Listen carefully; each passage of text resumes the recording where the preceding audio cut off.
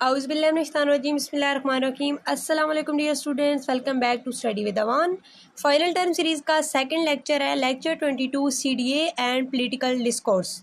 इस चैप्टर में हम स्टडी करेंगे कि लैंग्वेज और पॉलिटिक्स का आपस में क्या ताल्लुक़ है, ये किस तरह से आपस में कनेक्टेड है।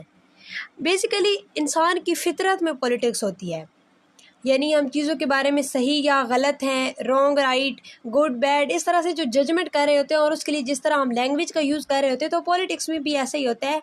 नज़रियात को एक्सप्रेस करने के लिए लैंग्वेज का यूज़ किया जाता है। What is political language? Embedded in a tradition of Western political thought is a view that language and politics are intimately linked at fundamental level। ये लाइन हाईलाइट कर लें, ये MCQs में आ सकती है। तो इसके अलावा यहाँ पे एरिस्टोटल का कॉन्सेप्ट बताया हुआ है। अच्छा, एरिस्टोटल का ये कहना था कि जो इंसान है ना, वो पॉलिटिकल एनिमल है। इंसान को एरिस्टोटल ने पॉलिटिकल एनिमल का नाम क्यों दिया था? क्योंकि इंसान जो है वो बोल सकता है, उसमें बोलने की और स्पीच की सलाहियत है, इसलिए पॉलिटिकल एनिमल का नाम दिया है। अब यहाँ पे उन्होंने फ़र्क बताया हुआ है, स्पीच वर्सेस वॉइस। स्पीच में और वॉइस में क्या फ़र्क होता है? वॉइस जो होती है ना, ये तमाम क्रिएचर्स की होती है, यानी आपने देखा होगा बिल्लियों की, कुत्तों की, जानवरों की, सब की ना आवाज़ होती है। उन्हें भूख लगी है या उन्हें वो बीमार है, किस तरह से अपनी लैंग्वेज में ना अपनी आवाज़ के ज़रिए वो एक्सप्रेस कर रहे होते हैं। एक ही आवाज़ होती है, उसको वो डिफरेंट तरीके से यूज़ करके एक्सप्रेस कर रहे होते हैं। लेकिन जो इंसान है ना, इंसानों की ये खासियत है कि इनके पास स्पीच है, लैंग्वेज है, ठीक है। स्पीच जो है वो डिफरेंट है।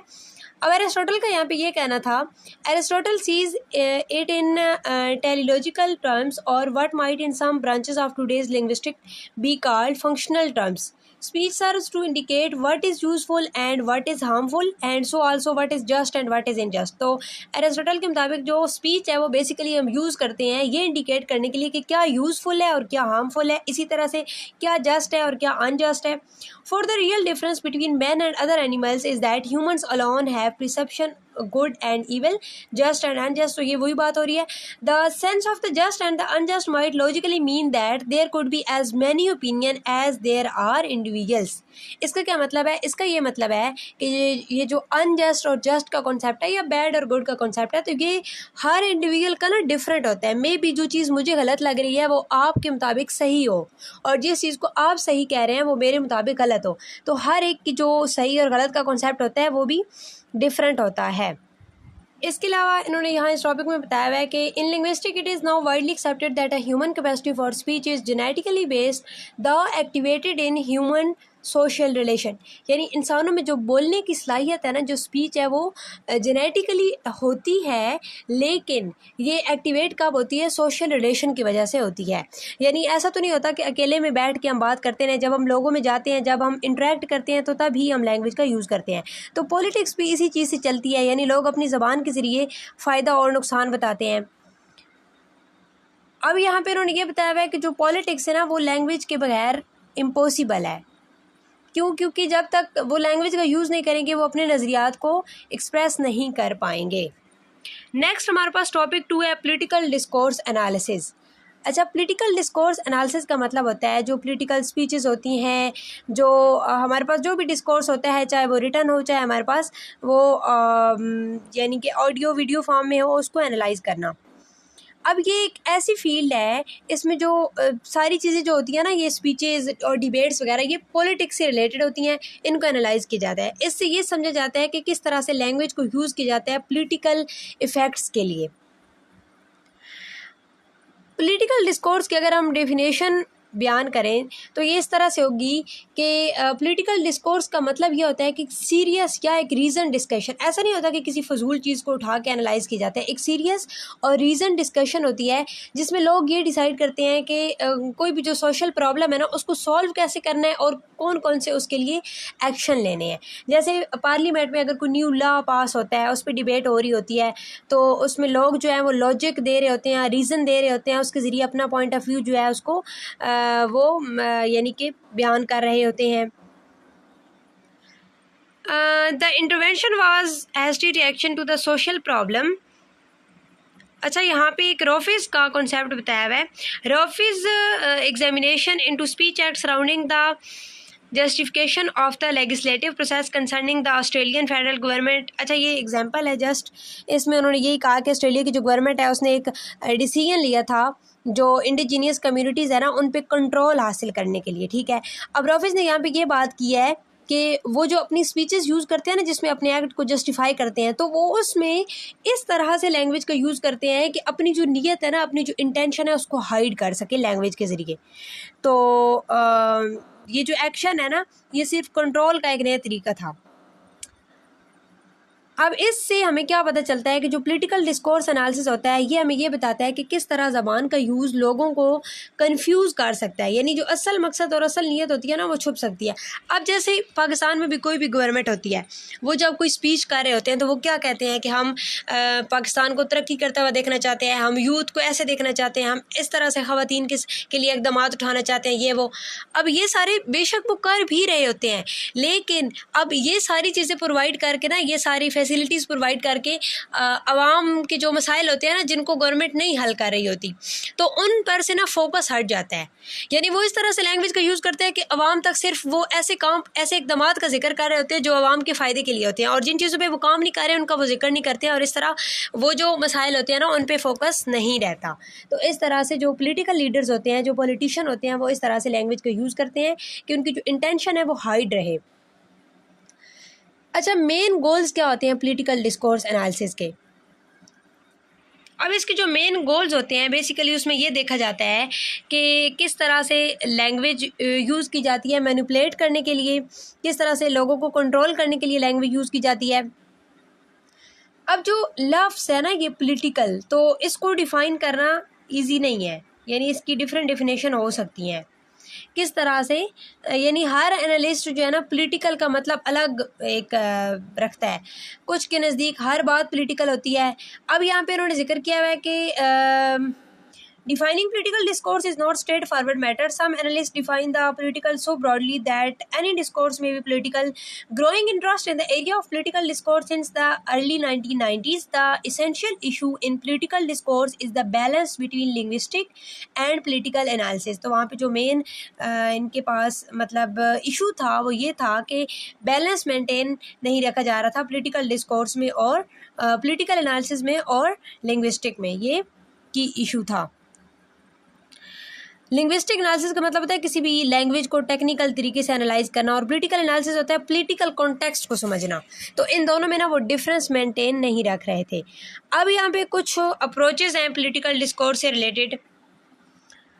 कुछ लोग ना क्रिटिकल एंगल से एनालाइज करते हैं, यानी पावर को और इनजस्टिस वगैरह को उसमें देखा जाता है, और कुछ लोग डिस्क्रिप्टिव तरीके से, यानी सिर्फ ये बताते हैं कि क्या यूज़ हुआ है, और कुछ इसको साइकोलॉजिकल एंगल से भी देखते हैं, जैसे ऑडियंस का रिएक्शन क्या था। तो इसके डिफरेंट एंगल्स हो सकते हैं। यहाँ पे भी इन्होंने लेवल्स बताए हुए हैं। At the level of lexical choice there are studies of such things as loaded word, technical words and इफ्यूमिज्म्स।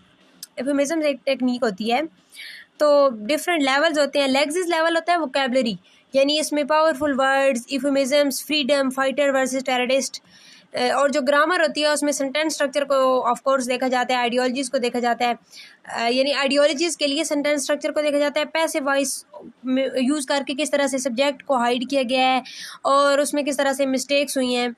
Pronounce में रिस्पॉन्सिबिलिटी शिफ्ट कर दी जाती है, यानी वी डिड दिस से दे फेल्ड, इस तरह के अल्फाज जो हैं वो यूज़ किए जाते हैं। और इसी तरह से प्रैग्मेटिक्स में मेटाफर्स का यूज़ किया जाता है, इम्प्लीकेशंस का यूज़ किया जाता है, स्पीच एक्ट का। तो यानी असल जो बात है ना उसको हाइड करने के लिए ये सारी स्ट्रेटजीज यूज़ की जाती हैं। नेक्स्ट हमारे पास टॉपिक है approaches of political discourse analysis. Approaches के बारे में हम अब डिटेल से पढ़ते हैं। Approaches of political discourse analysis में ना सबसे पहले तो पॉलिटिकल डिस्कोर्स का मतलब होता है, इसका यानी सिर्फ सियासत से ताल्लुक़ नहीं होता, बल्कि इसमें हम ये भी देखते हैं कि लैंग्वेज को कैसे यूज़ किया गया है। इसमें हमने लैंग्वेज को भी समझना होता है, यानी अगर पॉलिटिशियन ये बात कर रहा है तो वो ये अपने यानी जो अपना नज़रिया है उनका, उनकी पार्टी का, वो इसको हाईलाइट करने के लिए कर रहा है, और ये बात कर रहा है तो वो मुखालिफ के यानी जो सपोर्टर है ना उनको टारगेट कर रहा है वो अपने इस जुमले से। तो इस तरह हमें लैंग्वेज के यूज़ को भी समझना होता है। Approaches of political discourse, some properties to understand political discourse. अब यहाँ पे कुछ हमारे पास अप्रोचेज दी गई हैं, इनके बारे में स्टडी कर लेते हैं। सबसे पहले है पोलिटिकल डिस्कोर्स ऑपरेट इंडेक्सिकली। इंडेक्सियलिटी क्या होती है?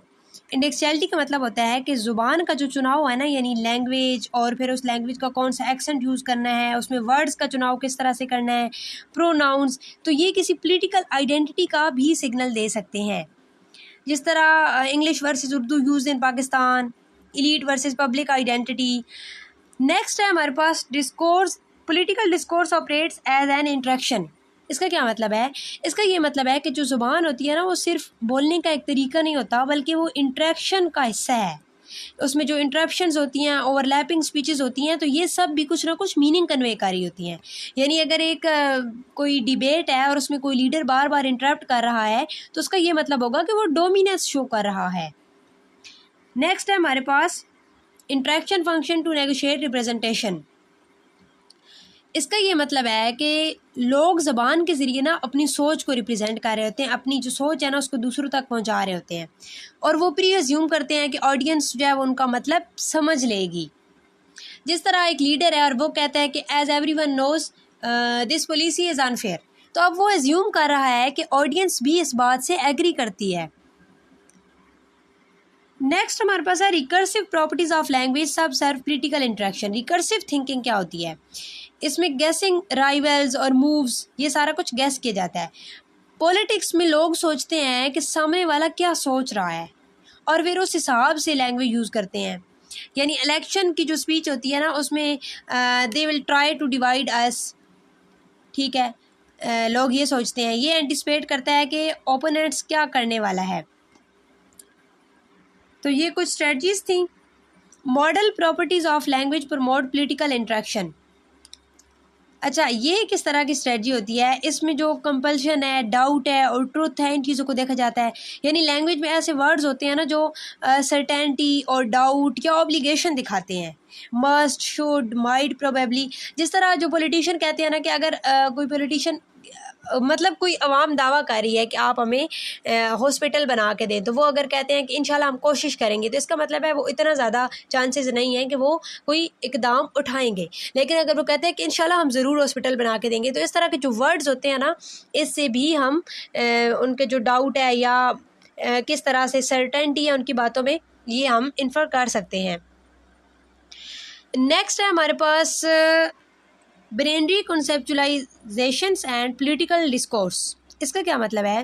पॉलिटिकल डिस्कोर्स में ना अक्सर ड्यूअलिटी होती है, यानी दो मुखालिफ साइड्स होती हैं, जैसे good versus evils and us versus them, patriot versus traitor, यानी you are either with us और अगेंस्ट अस। ये ब्रेनरी फ्रेमिंग जो है ना, इसमें मिडिल ग्राउंड को ख़त्म कर देती है। यानी इसमें दो ही सिर्फ साइड होती हैं, अगर या आप हमारे दोस्त हैं या आप हमारे दुश्मन हैं। The binary tendency is usually at work in representation of party politics and in the formation of group identity. Political representation are sets of role player and their relations. इसका क्या मतलब है? इसका ये मतलब है कि पॉलिटिकल टेक्स्ट में ये देखा जाता है कि ये बताया जाता है कि कौन क्या कर रहा है और किसके साथ कर रहा है और कब कर रहा है। जैसे एग्जांपल हम ले सकते हैं, the brave army defended the helpless citizen from the enemy. तो यहाँ रोल्स डिफाइंड हुई हैं, army, hero, citizen, innocent enemy, villain वगैरह। तो इसमें बेसिकली ये देखा जाता है। आगे हमारे पास है स्पेशियल कॉग्निशन, यानी एक जगह का तस्वर होता है। The perception and conception of space is of major significance in political discourse. On anthropological level, this claims involves the suggestion that अच्छा, इसका मतलब क्या है? बेसिकली इसका ये मतलब है कि पॉलिटिक्स में ना स्पेस या टेरिटरी का आइडिया बहुत इंपॉर्टेंट होता है। एग्जांपल इसके हम ले सकते हैं कि defending our borders, this land belongs to our ancestors, ठीक है। तो स्पेस का जो कॉन्सेप्ट है ना, वो बहुत इंपॉर्टेंट है, पॉलिटिक्स से रिलेटेड है। तो ये सब स्पेशियल कॉग्निशन यूज़ करते हैं। आगे हमारे पास है political discourse involves metaphorical reasoning. Metaphors ना सिर्फ कोई एक आप उसको ये नहीं कह सकते कि फ्लावरी लैंग्वेज है, यानी सिर्फ अल्फाज को या बातों को खूबसूरत बना के पेश करने को मेटाफर्स नहीं कहते हैं, बल्कि ये एक सोचने का तरीका होता है। किस तरह से? अब एग्जांपल हम ले सकते हैं कि fight against inflation as if inflation is an enemy. जिस तरह से ये एक मेटाफर है ना कि फाइट अगेंस्ट इन्फ्लेशन, तो इसमें एक सोचने का तरीका है कि इन्फ्लेशन को एक एनिमी के तौर पे आप लें और आप उससे फाइट करें। Nation is on a path to progress, तो यहाँ पे पाथ को एक मेटाफर के तौर पे यूज़ किया गया है। इसी तरह से टाइम इज़ अ मनी, क्योंकि मनी बहुत इंपॉर्टेंट होती है लोगों के लिए, तो इसलिए वक्त को पैसों से तशबीह दी गई है। अब कॉमन जो स्पेशल मेटाफर्स हैं वो कौन कौन से होते हैं, बल्कि इसको आप रहने देते हैं, डिटेल में जाने की ज़रूरत नहीं है। आगे हमारे पास है special metaphor make concept of the group and identity available. जो अच्छा, यहाँ पे इन्होंने बेसिकली फिर वही बताई हुई है, कैटेगरीज ही बताई हुई है। Certain source domain from spatial cognition are found again and again in political discourse, particularly prominent words are container, image schema and path schema. दो तरह के स्कैमर्स होते हैं, ये आपसे एमसीक्यूज में पूछा जा सकता है। The former is fundamental of the conceptualization of group of all sizes from families to state. अच्छा, इसका क्या मतलब है कि कंटेनर स्कैमर जो होता है उसका मतलब होता है, ग्रुप का मतलब होता है container, stay with in the party line, ठीक है। और पाथ स्कैमर का मतलब होता है प्रोग्रेस, प्रोग्रेस का मतलब होता है इसमें यानी कि journey, we are heading in the right direction. Emotion in political discourse, अब इमोशंस का क्या ताल्लुक होता है, emotional centres of the brain, इसका क्या ताल्लुक होता है। Whether there is indeed specific emotions that could be called political remains arguable. However, some politically relevant feelings such as territorial belonging and identity, love of family, fear of intruders and unknown people have certainly shown up.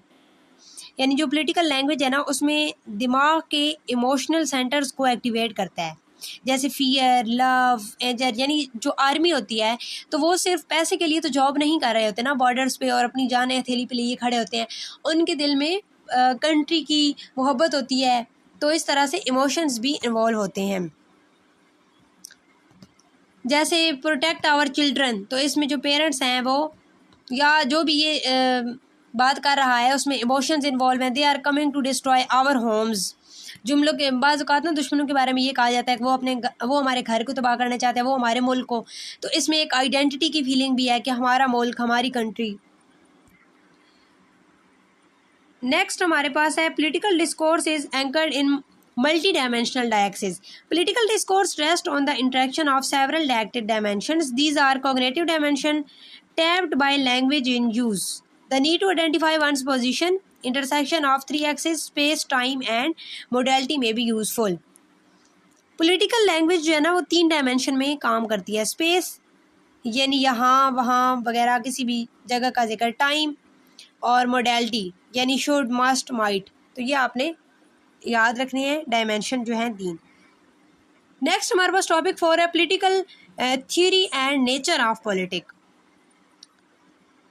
At the most general level, political theory is a body of knowledge related to phenomena of state, while theory refer to a systematic knowledge. ये highlight कर लें, ये MCQs में आ सकते हैं। Political refer to the matter of public concern, तो ये दोनों पॉइंट्स आप हाईलाइट कर लें, ये एमसीक्यूज में आ सकता है। अच्छा, बेसिकली जो पॉलिटिकल थ्योरी होती क्या है, पॉलिटिकल थ्योरी का मतलब होता है कि एक ऐसे इल्म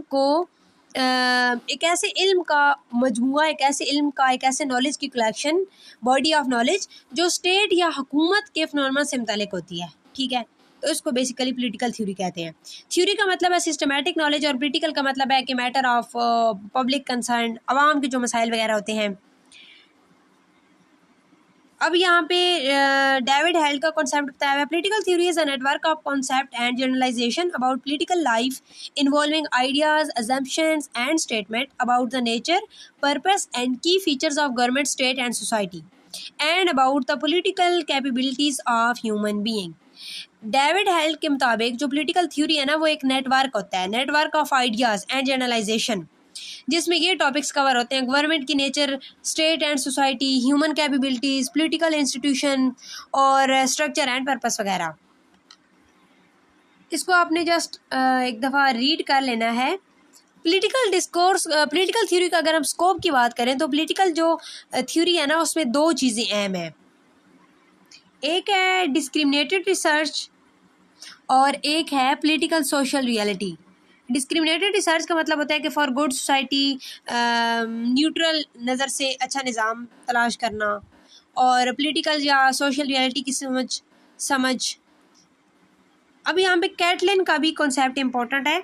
Catlin express almost the same views. Political theory include political science and political philosophy. It may be concluded that political theory is concerned with the study of phenomenon of state, both in philosophical as well as empirical terms. Caitlin के मुताबिक जो political theory है ना, उसमें political science plus philosophy दोनों शामिल होते हैं। इसको आपने जस्ट रीड कर लेना है, ऐसा इंपॉर्टेंट नहीं है। Political discourse is a deliberative even when it is instituted by particularly bad or undemocratic example of deliberation। जो पॉलिटिकल डिस्कोर्स होता है ना, वो डेलिब्रेटिव होता है। किस तरह से, यानी पॉलिटिक्स का जो ताल्लुक है ना, वो डिसीजन मेकिंग से होता है। इसलिए जो पॉलिटिकल डिस्कोर्स होता है वो हमेशा डेलिब्रेटिव होता है, मतलब कि हर बात में प्रोज एंड कॉन्स को देखा जाता है और इसी तरह से क्या फ़ैसला बेहतर है, इस पर रीज़न बेस्ड बात होती है पॉलिटिक्स के अंदर। लेकिन कभी कभी डेलिब्रेशन जो है ना, वो अनडेमोक्रेटिक भी हो सकती है, फिर भी वो पॉलिटिकल डिस्कोर्स का हिस्सा होती है। अब यहाँ पे लैंग्वेज माइनॉरिटी राइट्स का भी जिक्र है। जिस तरह से यहाँ पे बिर्क का कॉन्सेप्ट बताया गया है कि जो इंडिविजुअल्स है ना, individuals have the rights to speak the language of social group with which the primarily identify. ज़बान की मिनॉरिटी में हो, यानी उसे हुकूमती मदद की ज़रूरत होती है, और वरना स्ट्रॉन्ग लैंग्वेज होती है वो उसे रिप्लेस कर देती है। बाईलिंगुअलिज्म इज़ नॉट नेचुरल। अब यहाँ पे बिर्क का ये कॉन्सेप्ट था कि जो बाईलिंगुअल सोसाइटी है ना, वो नेचुरली एग्जिस्ट नहीं करती है। ज़्यादा पावरफुल जो लैंग्वेज होती है वो कमज़ोर ज़बान को डिस्प्लेस कर देती है, और माइनॉरिटी ज़बान का जो तहफ़्फ़ुज़ होता है वो भी स्टेट प्रोटेक्शन से ही मुमकिन है। बेसिकली जो इस टॉपिक में हमने पढ़ा वो ये था कि जो माइनॉरिटी लैंग्वेज है ना, उनको प्रोटेक्शन मिलनी चाहिए हुकूमत की तरफ से, और जो बाईलिंगुअल सोसाइटी है वो एक एम होना चाहिए पॉलिटिकल डिस्कोर्स का।